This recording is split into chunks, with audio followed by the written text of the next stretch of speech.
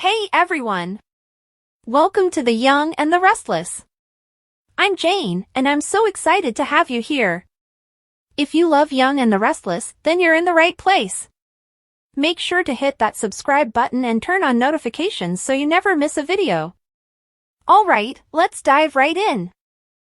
The Young and the Restless recap for Thursday, July 17th, predicts that Nick Newman will make a lethal threat against Kane Ashby after Phyllis Summers conducts a secret investigation. Nicky Newman will awaken in their sleeping automobile, scared by a horrible dream in which Nick and Victoria Newman are in jeopardy. Victor will know Nicky is concerned about their children and Chancellor, but he will swear to become Kane's greatest nightmare if he pursues them. Meanwhile, Amanda Sinclair will admit to Kane that she believes he is guilty, but she will still want to do her job and ensure that no one can prove it. Back on the train, Nick will tell Phyllis and Chancellor about finding the bloody dagger in his toilet, so he will believe it is the murder weapon that Kane is framing him. Chance and Phyllis will be doubtful, giving Nick the impression that they are siding with Kane and portraying him as guilty. Phyllis will convince Nick that she would kill anyone who would frame him, but she will mistrust Kane's involvement, especially because he was with her the entire time and was not the one who took the knife from Damian Kane's body. Nick will argue that Kane has collaborators everywhere, implying that weirdo Carter or Amanda may have aided. Chance will find it difficult to believe that Kane went off the rails in this way, but Nick will highlight the fact that he has been harboring secrets. That will lead to Nick disclosing Adam Newman's visit and revealing that Chelsea Lawson saw Kane in Genoa City, implying that Kane has been lying about them all being stuck there. In Lily Winter's sleeping automobile, she will remember Damian and cry in bed. Lily will also reflect on recent recollections of Kane and be unsettled by everything that has happened. When Chance arrives to question Lily, she will see this as a waste of time and will be certain Kane is responsible for Damian's murder. Lily will say that Kane determined that if he couldn't have her, no one else could. Despite Chance's reservations, Lily will insist that someone should make Kane pay. After locating Kane and Amanda near the bar, Phyllis will inform them that Nick discovered the murder weapon, took it to Chance, and accused Kane of framing him. Kane will argue that perhaps Nick wants him to appear guilty instead. Although Chance is on the case, Phyllis will eventually advise Amanda and Kane that they should do their own investigation. Back with Nick, he'll stop by Victor and Nicky's sleeping automobile to provide an update on Damian's murder and the fact that he's being framed. Nick will blame Kane for everything, but Victor will find it strange that he would spend 6 years discreetly developing this new identity and then act so recklessly. Nonetheless, Victor and Nicky will be protective of Nick, who will corner Kane outside later and demand he will not get away with it. After Nick claims Kane went after the wrong individual and family, he warns Kane to come at him man to man from now on. Or, believe me, you will wish you were the one who died. Nick will declare as Thursday's YNR show concludes. According to The Young and the Restless spoilers, some major twists are still in store for this whodunit, so stay tuned. Nick's deadly Kane threat. Phyllis's secret investigation is a fascinating story of deception, danger, and secret agendas set in Genoa City, an apparently placid community. The story opens with Phyllis Summers, a woman recognized for her acute senses and unwavering tenacity, discovering a terrible secret about Nick Newman's cane. At first glance, the cane appears to be nothing more than an attractive accessory, representing Nick's polished manner. However, Phyllis quickly realizes that there is much more to it than meets the eye. Her interest is piqued when she overhears a quiet chat between Nick and an unnamed associate, their words tinged with urgency and secrecy. The mention of the cane in such a circumstance raises warning lights, and Phyllis, never one to back down from a mystery, chooses to investigate further. What begins as a simple observation gradually escalates into a full-fledged inquiry as Phyllis uncovers a network of lies, betrayal, and potential violence involving the seemingly benign object. As Phyllis dives more into her undercover study, she starts to piece together a horrifying story. The cane, she discovers, is more than just a fashion statement, it is a skillfully concealed weapon capable of causing terrible injury. Rumors circulate regarding Nick's involvement in a mysterious underground enterprise, with the cane supposedly serving as a means to enforce his will. Phyllis's initial skepticism turns to anxiety as she learns proof that Nick may have used the cane for intimidation, or worse. Witnesses speak in whispers of a violent altercation in which the cane played a key part, leaving one person seriously hurt. The more Phyllis learns, the more she fears Nick's polished veneer conceals a far darker side, one that could endanger those around him. Phyllis's inquiry takes a personal turn when she discovers that her own loved ones may be in danger. Summer, her daughter, has grown increasingly close to Nick, oblivious to the danger he poses. Phyllis is divided between telling the truth and sheltering her family from the consequences. She understands that approaching Nick directly may backfire, especially if he is as dangerous as her investigations indicate. Instead, she takes a more stealthy method, gathering unassailable evidence before making her move. Her task is complicated by the fact that Nick is a prominent figure in Genoa City, with connections that could easily silence anyone who dared to question him. Phyllis must proceed carefully, knowing that one incorrect step could result in Nick's deadly cane striking her. The tension rises as Phyllis's covert inquiry brings her into contact with other important figures in Nick's sphere. Victor Newman, Nick's intimidating father, appears to be hiding something as well, and his cryptic warnings just add to the mystery. Meanwhile, Nick's ex-wife, Sharon Newman, looks to be caught in the middle, her devotion to Nick clouding her judgment. Phyllis begins to fear that Nick's cane is part of a broader scheme that threatens Genoa City's elite. The deeper she goes, the more she risks putting herself in jeopardy, but Phyllis will not back down. She seeks the assistance of a few loyal allies, including Jack Abbott, who brings his own resources and experience to the table. Together, they try to uncover the truth before it's too late. When Phyllis discovers evidence linking Nick's cane to a recent unsolved assault, the situation escalates. The victim, a low-level employee at Newman Enterprises, had attempted to expose corporate malfeasance before being viciously beaten. The description of the weapon used perfectly fits Nick's cane, and Phyllis realizes she may have discovered a criminal cover-up. Her inquiry takes on fresh urgency as she works to gather enough evidence to bring Nick to justice. However, Nick is not one to be outmaneuvered. He becomes aware of Phyllis's intrusion and begins to take steps to neutralize her, first with subtle threats, then with more violent methods. Phyllis discovers that she is being watched, that her residence has been tampered with, and that her trustworthiness in public is being questioned. Nick is clearly determined to keep his secrets hidden at all costs. In a thrilling finish, Phyllis devises a trap to compel Nick's hand. She sets up a meeting under the premise of bargaining, secretly recording the conversation in the aim of eliciting a confession. The confrontation is heated, with Nick switching between charm and intimidation. Just as it appears that he is ready to make a mistake, he flips the script and reveals that he has been aware of Phyllis's inquiry all along.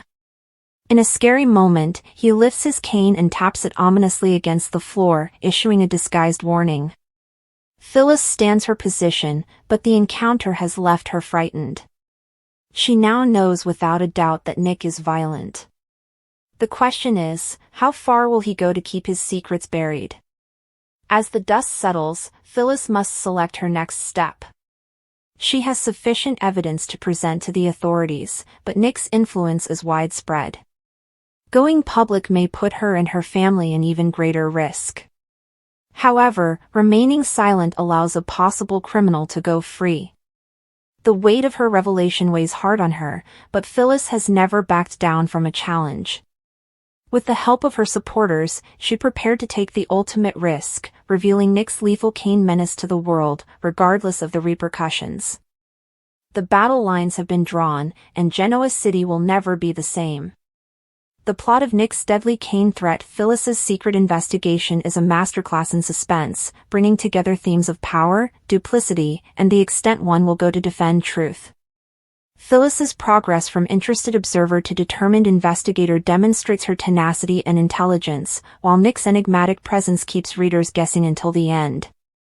The cane, once a symbol of sophistication, has become a warning sign of danger, with its original purpose buried in plain sight. As the story progresses, the intensity never wavers, keeping viewers on the tip of their seats, anxious to know who will win this high-stakes game of cat and mouse. Finally, the story serves as a reminder that even the most polished facades can conceal the darkest secrets, and that those seeking the truth must be willing to face the consequences. Nick Newman had been to hell and back more times than he could count, but nothing could have prepared him for the devastating tempest that was about to engulf his life, his family, and the very basis of the Newman legacy. It all started with a subtle whisper in the dark corners of society, implying that someone was pulling strings behind the scenes of a recent corporate sabotage scandal involving Newman Media. Nick had heard enough falsehoods in his life to recognize one from a mile away, but this time it wasn't simply a business dispute or familial treachery. This time, the whispers were named. Cane Ashby. A name that once pulsed through Genoa City, now returning like a ghost with unfinished business and a vengeful heart. At first, Nick dismissed it, assuming Cane was just another restless soul attempting to rebuild his life. But the signals did not lie. There were too many coincidences: the leaked records, the unexpected stock collapse, and the anonymous threats Sharon had been receiving, all wrapped in riddles that only someone with deep knowledge of Newman's past would understand. And it wasn't just Sharon. Noah's art gallery had been trashed, Faith's school had received a bomb threat that turned out to be false but horrifying, and Christian had a close call when someone followed his nanny's car 3 blocks. Nick's protective instincts became intense, bordering on obsession. He began investigating, calling in favors, hiring private security, and even contacting Victor, who, for once, appeared to be equally concerned. Nick received a text message that sent his life into a spiral. It was a photo of him and Sharon on the Crimson Lights patio shot the night before. There's no caption. Just a timestamp. And a mark scorched into the corner of the image, D. That exact symbol had appeared before, on the back of a photo Summer had given anonymously weeks before, of Phyllis posing with an unknown man in Las Vegas. And with that, the puzzle pieces began to form a terrible vision. Phyllis had always been trouble, but she was too bright to let anything like this go. Unbeknownst to everyone, she had already begun her own inquiry. It was not official. It was not even legal. But it was effective. She'd been investigating Cane's travels for weeks, ever since she detected a suspicious trend in the server logs at the Grand Phoenix. Someone obtained her private client files, which were triple encrypted. Only someone with hacking experience or insider knowledge could have done it, and the trail led to a burner phone registered in Detroit, where Cane had been observed just days earlier. Phyllis didn't tell anyone, not even Summer, since if things went wrong, she didn't want her daughter caught in the blast radius. She contacted a tech expert, an old contact from her hotel days, and they followed Cane's digital footprint to an overseas server tied to a shell firm. The name on the articles of incorporation worried her: Ashby Consulting, London branch. Cane had returned to Genoa City, but not simply to reunite. He was planning something major. And, if her instincts were correct, it entailed vengeance, money laundering, and perhaps even murder. That's when she discovered something else, which transformed the game. A $500,000 wire payment from an unknown Cayman Islands account to a Chicago-based security firm. The same firm had recently employed a new employee. Thomas Greer, an ex-military who was dishonorably discharged, is known for doing dirty jobs under the table.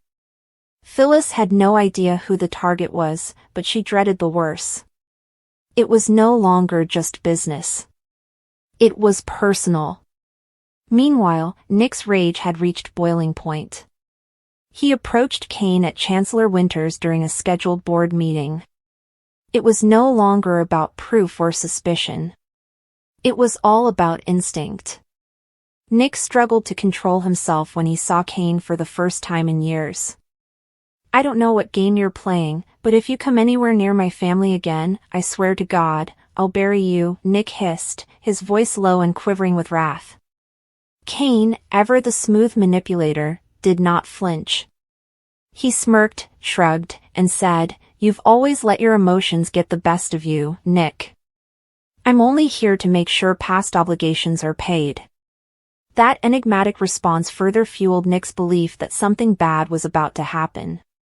Victoria attempted to calm him down by telling him that threats might backfire, especially in a corporate atmosphere already fraught with legal scrutiny.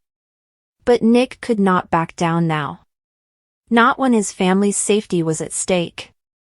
He summoned in Victor's previous security crew and set up 24-hour monitoring on Sharon and the kids, despite their protests that he was being overly neurotic. He didn't care. Paranoia, in his perspective, was simply another term for caution. What he didn't realize, no one did, was that Cane was already 5 steps ahead. Phyllis's inquiry took her to a private hangar on the outskirts of Genoa City, where a small jet had landed 3 times in 2 weeks, each with undeclared cargo. She persuaded a mechanic to check inside and discovered a suitcase full of images, phone call transcripts, and bogus passports. One of them bore her likeness. Another had Nick's face. A third depicted a terrible image, Christian with a fictitious last name. It wasn't only vengeance Cane desired. He intended to obliterate the Newmans. Replace them. Alternatively, you might completely remove them. She attempted to warn Nick, but he did not return her calls that night. He was with Sharon, attempting to maintain some sort of normalcy, unknowing that danger was approaching from all sides. When Phyllis eventually contacted him the next morning, she was scarcely able to speak. "Nick, he isn't only after you. He's after your entire family. I have proof. Meet me at the cottage." "Now," Nick said without hesitation. He grabbed his car keys, kissed Sharon farewell, and instructed her to remain inside with the doors locked. But Cane had expected the meeting. As Nick drove down the woods road toward the Abbott home, he noticed a black SUV in his rearview mirror. It maintained its distance while matching his every turn. When he pulled off into a side road, the SUV continued on, vanishing into the forest. He didn't believe it. He went for the revolver in his glove box, which Victor had insisted he retain following Adam's previous episode, and proceeded to the cabin. What he discovered there startled him. Phyllis was already inside and pacing. Her laptop was open, displaying photographs she had retrieved from the hangar. She showed him the passports, call records, and offshore accounts. "He's creating a narrative to frame you," she exclaimed, gasping for air. "If he disappears you and gives the impression that you fled, everything points to guilt. Everything. It will destroy your reputation, your children, and Newman Enterprises." Nick tightened his jaw and gazed at the screen. "Then we stop him," he stated. But Cane was not waiting to be stopped. The lights went out just as they were figuring out what to do. Cell signals were dropped. And a single red dot moved across the window. Sniper.